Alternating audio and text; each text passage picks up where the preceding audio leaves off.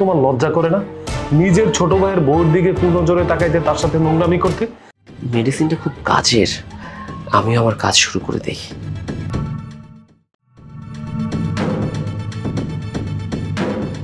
তার মানে আজকেও মেডিসিনে কাজ দিয়েছে, একদম বেভোর ঘুমাচ্ছে। মেডিসিনটা খুব কাজের, আমি আমার কাজ শুরু করে দেই। কি তার কাটা কে রেখেছি এখানে? আমার হাতটাই তো কেটে গেল না, ডাক্তারের কাছে যেতে হবে। আচ্ছা, তুমি কি বুঝতে পেরেছো তোমার সাথে কে এমন করে? হ্যাঁ, আমি বুঝতে পেরেছি, কিন্তু তুমি তো তোমার ভাইদেরকে অবিশ্বাসী করো না। তুমি তো ভাবো তারা কোনো অন্যায় করতে পারে না, কিন্তু আমার একটা ছোট্ট ভুল হয়ে গেছে। আমি ভাবছিলাম তোমার ছোট ভাই এই অন্যায়টা করেছে, কিন্তু না, এই অন্যায়টা তোমার বড় ভাই করছে। আর সেটা আমি আজকে সকালেই বুঝতে পারছি। আজকে আমি সকাল থেকে ওকে 10 বার ফোন দিছি, কিন্তু একবার ফোনটা ধরে নেই, উল্টো ওর ফোনটা সুইচ অফ। আচ্ছা দাঁড়াও, আমি একটা কল দিয়ে দিচ্ছি।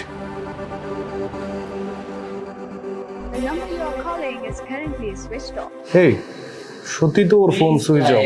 আচ্ছা, আমার মনে হয় কি ওকে পুলিশে ধরিয়ে দিতে হবে। আমি পুলিশকে খবর দিচ্ছি, দাঁড়াও।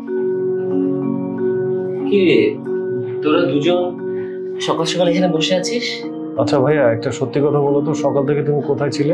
আমার এক ফ্রেন্ড সকালে হাঁটতে বেরোয়, তো আমি ওর সাথে হাঁটতে গিয়েছিলাম। আচ্ছা বুঝলাম। তোমার হাতে কিভাবে ব্যথা পেয়েছো? এই তো রান্নাঘরে পেঁয়াজ কাটতে গিয়েছিলাম আমি, ডিম ভাজার জন্য, ছুরি লেগে হাতটা কেটে গেছে। কই দেখা তো তোমার হাতটা একটু। কেন মিথ্যা কথা বলছো ভাইয়া? তোমার হাতে কোনো পেঁয়াজ কাটতে গিয়ে কাটেনি, তোমার হাত কেটেছে তার কাটায়। শোনো, এই শোনো না, তোমার সাথে আমার কিছু কথা আছে। হ্যাঁ কি বলবে বলো। আমি তোমাকে যেটা বলবো সেটা শুনে তোমার খুব অদ্ভুত লাগবে, কিন্তু তারপরও কথাটা বলা এবং তোমার জানাটা খুব জরুরি। আরে তুমি কি বলবে আমাকে বলো, আমি তোমার হাজবেন্ড, আমার কাছে লুকালে চলবে? কি বলবে বলো তো। তুমি জানো, রাতে যখন আমি ঘুমাই আমার না মনে হয় কে জানে আমার সাথে খুব খারাপ কিছু করেছে। মানে আমাকে এমনভাবে স্পর্শ করেছে, আমার খুব খারাপ লাগে, কিন্তু আমি প্রতিবাদ করতে যাই, কিন্তু তারপর আমরা পারছি না, তাই আমি তোমাকে বললাম। দেখো, তুমি আর আমি ছাড়া এই বাসায় থাকে কে?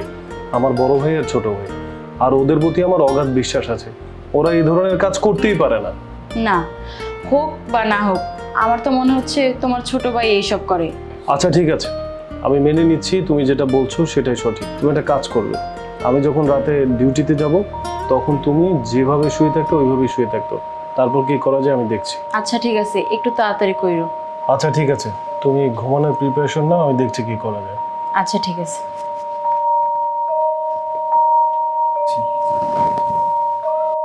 আজকে টের পাওয়া যাবে আমার ওয়াইফের সাথে কি নোংরামি করে, হাতে নাতে ধরবো। আমি আমার ওয়াইফের পিঠে তার কাটা রেখেছি, সেই তার কাটায় তোমার হাত অ্যাক্সিডেন্ট হয়েছে। দেখ ভাই, আমার অনেক বড় একটা ভুল হয়ে গেছে, আমার এটা করা উচিত হয়নি। আমি তোর কাছে, বৌমার কাছে আমি হাত জোর করে ক্ষমা চাচ্ছি, প্লিজ তোরা আমাকে মাফ করে দে। থাক ভাইয়া, আপনার সাথে কথা বলতেও না এখন আমার লজ্জা লাগছে। আর আপনার কি একটু লজ্জা লাগতেছে না? ছি, আমি আপনাকে বড় ভাই হিসেবে মনে করেছিলাম। বড় ভাই মানে বোঝেন, বড় ভাই বাবার সমতুল্য হয়, আর আপনি ছি। স্বর্ণা, তুমি কোনো চিন্তা করো না, ওর সাথে তো আমি কথা বলবো।